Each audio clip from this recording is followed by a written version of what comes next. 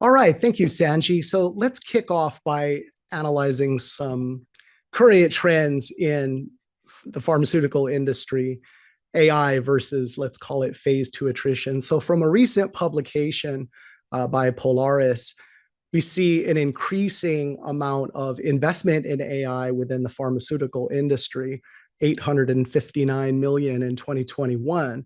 But if you compare that to a recent publication around therapeutic areas and clinical studies in pharma by this FESI global data analysis firm, you see an alarming increase in phase two attrition.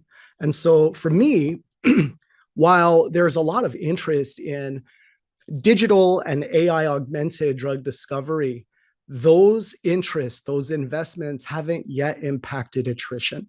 And so what we have to consider is what are some of the, call them, scientific facets of drug discovery that need a little more care when defining your digital paradigm in the future. And so part of that consideration is things like physicochemical properties. And so that's what we're going to talk about today, specifically pKa and AI augmented lead optimization. What are the systems that need to be effectively put into place? So another facet of implementation of AI and generative AI in particular, there's a term in industry used by Gartner called the hype cycle. And as of this publication of August of last year, generative AI is recognized as currently it being at its peak of inflated expectations. And so to avoid the so-called trough of disillusionment, I think the physical-chemical properties may be better accounted for in some of the AI implementations. Just as an example, the use of machine learning model development and validation to look at different physicochemical properties as referenced by the sets of, call them properties on the x-axis of the plot, indicate that there are nascent efforts underway to develop models to predict things like ADME properties as a function of certain, call them physicochemical performance attributes of drugs. But I think we can dive in a little deeper than that and look at things like ADME PK effects and environment-specific identity. So a classic example is when it comes to the A in ADME absorption, looking at the different pH ranges for different parts of the intestinal tract and noting how that localized environment may actually impact ionic form of a particular substance. And so just to represent an example where if you're along a certain pH range here, you can have different protonation states of a particular molecule depending on your molecule's functional groups and moieties. You may observe different ionic forms as a function of the local environment. And I think that's obvious to most practicing chemists, most practicing computational chemists or experimentalists, but it may not be obvious to data scientists that don't have at least a conversant understanding of how pH can impact identity as it pertains to pKa ionization as an example. So what I hear a lot about is the utilization of assay data. It can be a wide range of different assay modalities, but assay data combined with chemical structure, classic structure-activity relationships. We would assert that ML models, when they're being developed, they must account for those environmental or environment-specific identities. So as an example, this being the physiologic the neutral form of this molecule, it's actually not observed physiologically, right? At that pH, you'd have to be in a pretty basic environment to even observe that in vitro adsorption data. what you'll likely see in that acidic environment is a doubly protonated species whereas in contrast to that, if you're measuring a particular IC50 value, for example, against a target, and it's a buffered in vitro assay, you may see a singly protonated form. So you may ask the question, what is the prevalence of ionization in drugs? And I'm sure we've heard of many molecules that are ionized either as a stable salt form, or as you introduce the drug and it dissolves in vivo, right? Different ionization states. But what's the prevalence? So I found some publications, this so-called Williams data set of known drugs, 582 individual compounds. The distribution is as follows, where you have 45% as a single base, 24% as a single acid, and then a variety of ampholytes, positively and negatively charged, where 11% being the simple ampholyte, single base and single acid combined, and 10% as two or more basic groups. The summary statistic on these data sets indicate that 56%, 56.5% are basic in nature. And so certainly accounting for ionization is a good thing to account for when developing models, certainly based on the prevalence of functional groups that may exhibit either basic properties or acidic properties. Furthermore, from this publication from John Comer back in 2001, at the time, the WHO essential medicines list indicated about 65% of the compounds in that list have at least a single pKa within, pH range of 2 to 12. So the prevalence, I would argue, is high. The potential that your molecules, as you discover, develop, optimize, and hopefully clinically investigate them, accounting for these ionic forms can be important. Furthermore, just to further emphasize, these are the subset of the Williams data set where the therapeutic area is in CNS drugs. And you see a similar pattern, but perhaps more prevalent, and accounting for that is extra important for CNS due to the blood-brain barrier permeability aspect. So accounting for those is also very important. Similarly, looking at pKa and its effect on ADME properties on mass, publication by Waterbeamed in 2009 shows some correlation, certainly between molecular structure, safety and toxicology, DMPK, and certainly physical form and physical chemistry. How I would represent this as it pertains to pKa is correlation with lipophilicity, solubility, plasma protein binding, and permeability. And so being able to account for pKa in one's model development in this digital paradigm can be considered really important for the druggability of your various lead series and hopefully clinical candidates. Similarly, publication from Malinak in 2018 looked at different additional factors besides physicochemical properties and their impact on ADME, looking at things like when a particular functional group is required for the drug's, call it target modulating activity. In the case of, and specifically, those binding moieties, and oftentimes they can have pKas. And so in this case, retaining a particular functional group and its pKa is important during optimization. You don't want to necessarily lose that part of the molecule during optimization.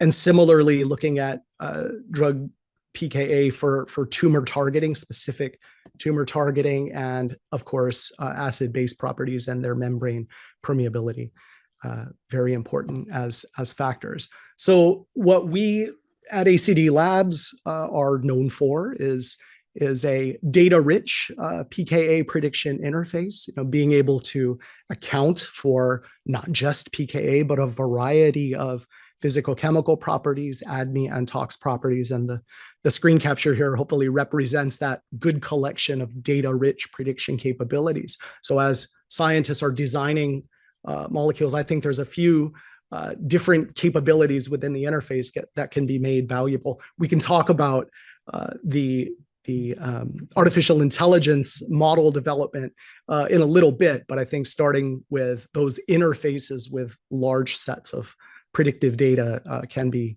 brought to bear and important. But what about PKA and generative AI? How can one incorporate or utilize PKA prediction during model development? Your models can vary, right? Developing correlative models between structural identity of a compound and its certain biological properties.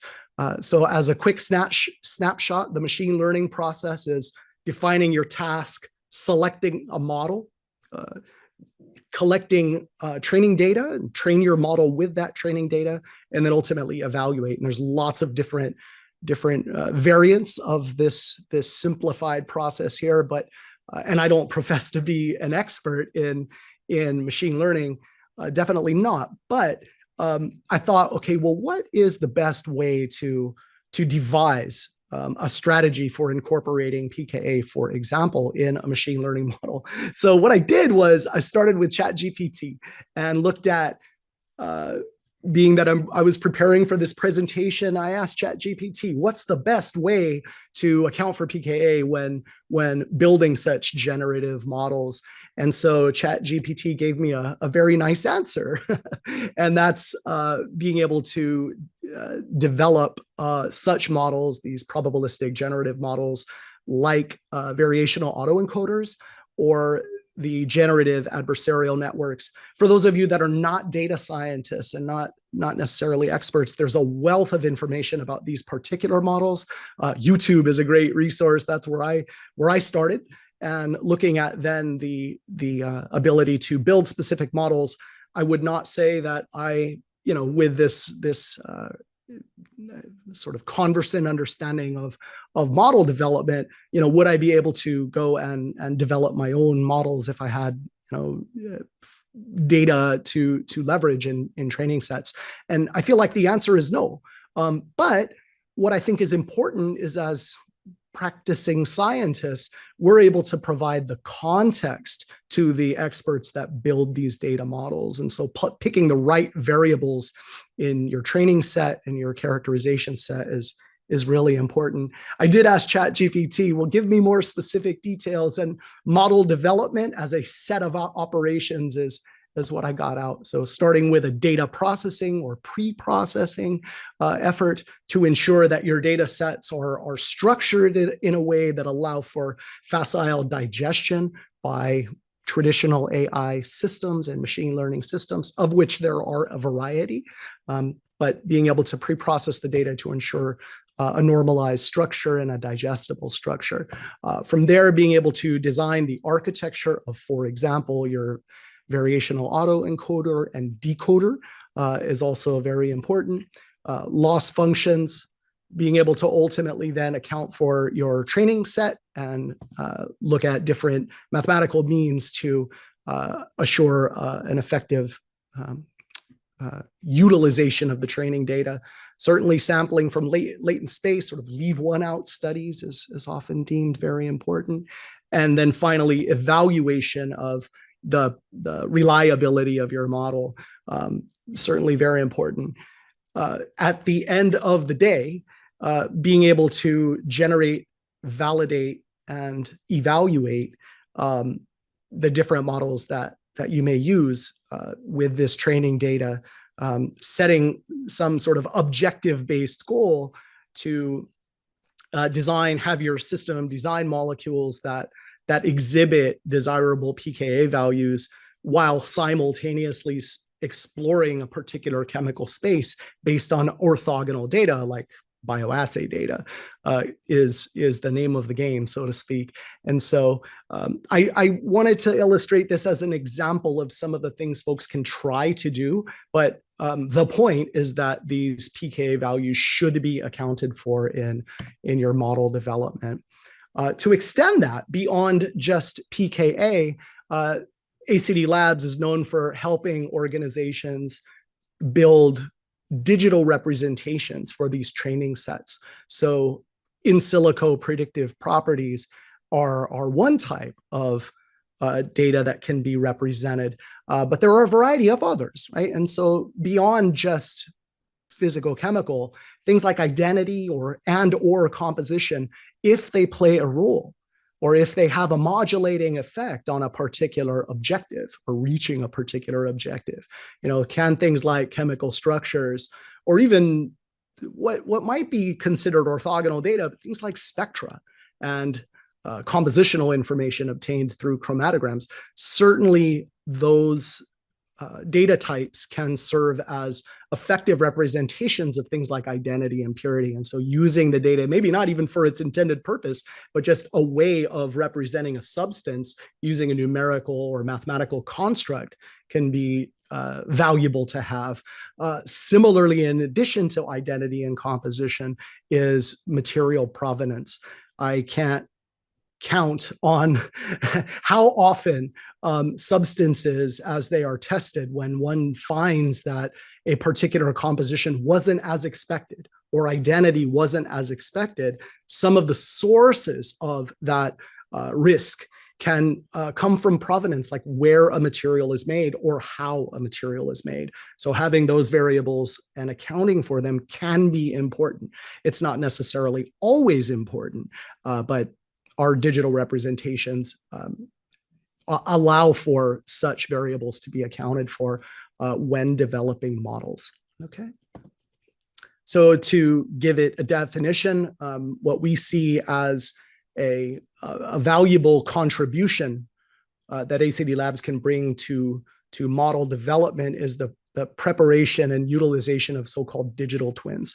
So the digital twin representing the physical thing and being able to simulate different attributes or properties or behaviors of the physical twin through the utilization of digital twin can be important. So if you think about experimentation as a cycle of design, make, test, analyze, that physical twin at each step of the experimentation process produces data. Being able to represent that DMTA cycle, its physical twin, as a digital representation where experiment information, analysis information is made available and assembled, and making it available through convenient storage and access mechanisms can be super valuable when implementing models. Because as you are able to model and simulate across that DMTA cycle, needing data pipelining tools, presentation of well-structured data to computational resources like machine learning or deep learning applications, and then ultimately being able to simulate once models have been developed and validated. The three rectangles on the screen really represent that digital twin. And so being able to rapidly and scalably handle those digital representations is like the first part of model development in this new paradigm. We've heard quotes like 80% of data science, generally speaking, 80% of the effort and time required to implement a data science-driven organization is the data engineering steps. And so by cutting down the effort to present and generate models by utilizing digital representations as training sets can make the implementation of AI augmented lead optimization more efficient. So some training data curation tools to build and utilize these digital representations. First and foremost is, as you're building data, being able to convert structures that are most representative of the environment where a particular training data set measurement was taken. So being able to have predicted values for not just pKa or lipophilicity or solubility, but being able to adjust the chemical structure to account for its ionic form while it was being investigated through experimentation. It's a decent example. Again, just as a reminder, depending on what you're measuring, you may have different ionic forms depending on the localized assay environment. Similarly, it's always important, I think, to account for the reliability of a particular prediction. I happen to have spent a fair amount of my time when I was in the labs, albeit a very long time ago, measuring pKa and solubility and log D, log P, et cetera. And so I think about, as you endeavor to measure those properties, well, first you have to have a physical test article, right, that you can subject to an assay. And so oftentimes you may not have access to that. So how can you trust or ensure that a particular calculation protocol is desirable? My colleagues from ACDLabs can talk a lot about our accuracy measurements in our own property prediction models, and I'm sure we can talk about that. But as you're designing molecules and you want to get a rapid sense of particular properties, one thing you can rely on is our calculation protocols. And so being able to look at how a particular calculated value for pKa is built up through the math that the algorithm performs is really important. There's some tips and tricks that can be used, particularly for heterocycles. So notice that in the example structure we showed on the previous slide, being able to look at, okay, is the ring system that is contained within the molecule, is there an internal a representation of that ring system within our internal reaction centers database? That's a really important indicator of reliability, because if that ring system has not been included in the reaction centers database, the likelihood of ring effects being accounted for in the prediction may be a risk to ultimately the reliability of the calculation. So one of the things that I would always do as a former user of the prediction system was to look at the calculation protocol to assure that there are no risks that I may encounter in utilizing the predicted value.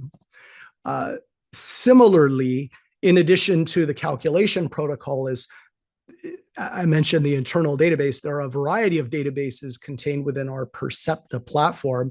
Those include measured pK values with references.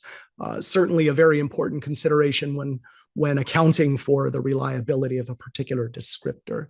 I think that having access to the published references for a particular value can further instill confidence in the predicted values. And similarly, being able to look at the effects of a particular descriptor or property on bioavailability as a whole.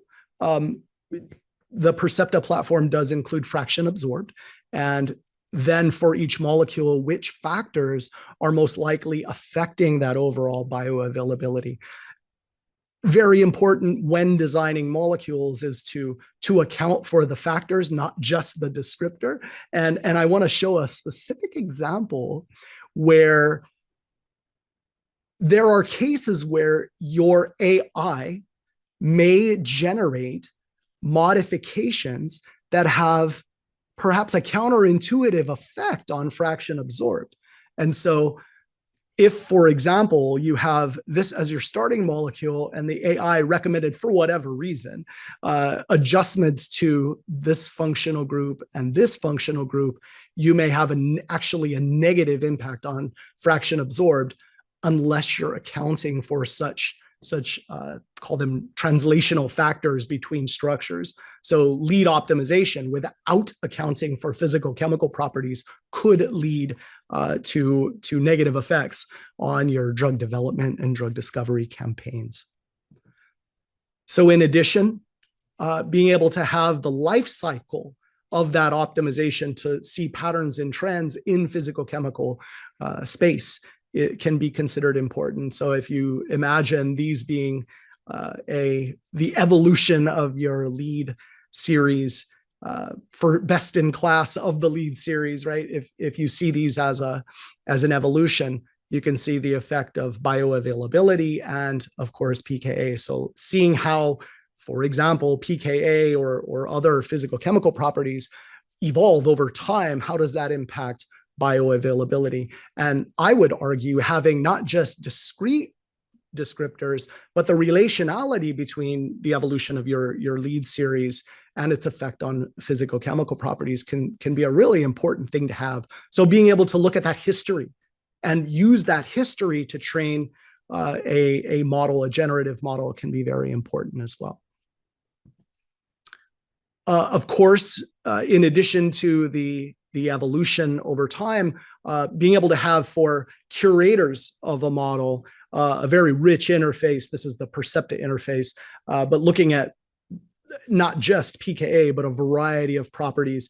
And these can be things like log D profiles, right? So if you know that your drug discovery project is will require a certain route of administration, and looking at what is the possible effects of not just pKa but other physicochemical properties, having this rich interface during curation and development of your training data can be considered really important. And so being able to push this, have this interface rather during your data set curation can be very important. But what does it mean once you have the ability to predict? How can you predict at scale, right? And I always use the example of being able to boil a liter of water versus a tanker car full of water. And if you're familiar with any of the trends right now in screening, and in particular things like DNA encoded library screening, allow you to prosecute a very large chemical space rather rapidly. And that training data can be brought to bear in correlative model development and generative AI model development. So being able to assure that your orthogonal descriptors beyond just bioassay and identity, those orthogonal descriptors, we talked about the digital twins, how can you generate those additional parameters as rapidly as possible? And we do have a web-based application. This is called Percepta Portal that will allow you to leverage the power of the cloud and distributed calculation and computing resources on the cloud can be available. And so some benefits of using the portal application for generative AI: it's easier to deploy, right? Being able to load in structures rapidly and get descriptive properties and predictive properties out of the application is frankly a lot easier using the portal application. It's easy to integrate as well, utilizing things like existing data pipeline applications that you may have implemented already, like Pipeline Pilot or KNIME, or your own custom applications. We do have a API, web service API, that allows for facile programmatic connection between your informational sources and your predictive assets. So being able to programmatically request your DNA encoded library structures and getting rapidly out the descriptors for those test compounds can be very important. So being able to do that at scale is what the portal application allows users to do. And it allows for parallelization. So being able to leverage a variety of server resources.